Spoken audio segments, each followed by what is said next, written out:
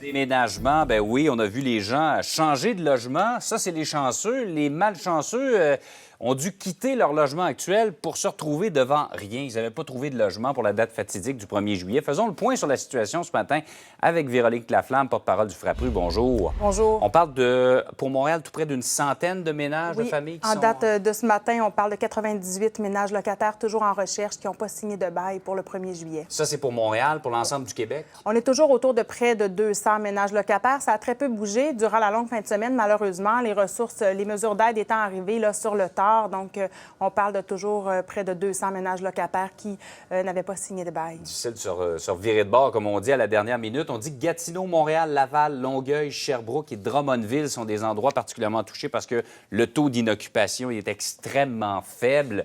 Est-ce que les villes ont fait quelque chose pour ces gens-là? Ils sont hébergés quelque part? On ne peut pas les laisser dans la rue comme ça.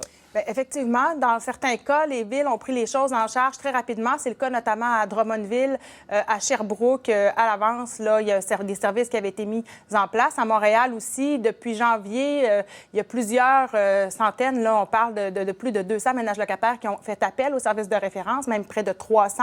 Malheureusement, c'est à la dernière minute que les choses se sont gérées et que l'aide a été attribuée, entre autres, pour l'entreposage, le déménagement.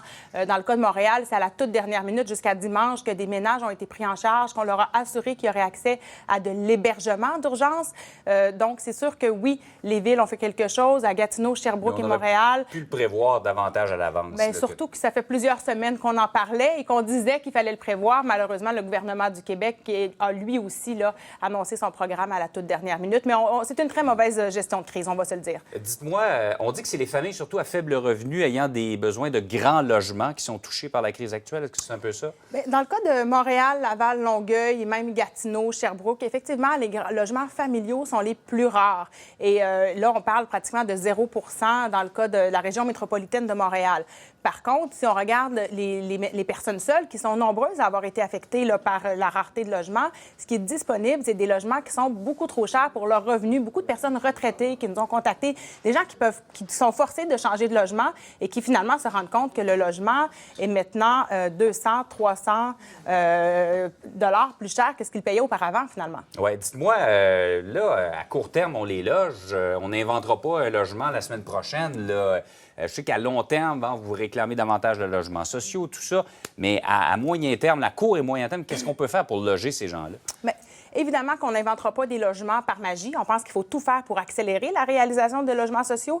Mais à court terme, il faut que les suppléments au loyer d'urgence annoncés par le gouvernement du Québec mercredi soir dernier puissent être utilisés pour les gens pour qui ça ferait une différence. Parce que les ménages dont je vous ai parlé, entre autres les personnes seules, il y a des logements disponibles, mais ils sont souvent trop chers pour leurs revenus. Alors, l'aide d'urgence, le supplément au loyer, pourra les aider à payer ce logement-là trop cher. Donc, c'est pour ça qu'on espère qu'ils vont être attribués rapidement, parce qu'à l'heure où on se parle, sur les 75, il y en a très peu qui ont été confirmés à ces ménages-là, toujours en recherche, ce qui explique que les chiffres ne bougent pas beaucoup à l'heure actuelle. Mais effectivement, qu'à moyen terme, il faut agir. Il faut mieux protéger les locataires, entre autres contre la hausse frénétique du coût des loyers qui suit la pénurie, notamment en instaurant un réel contrôle des loyers. Mais il faut aussi s'assurer qu'il y a plus de logements hors marché privé, parce qu'au Québec, c'est 11 du logement locatif qui est du logement hors marché privé sur lequel personne ne fait de profit.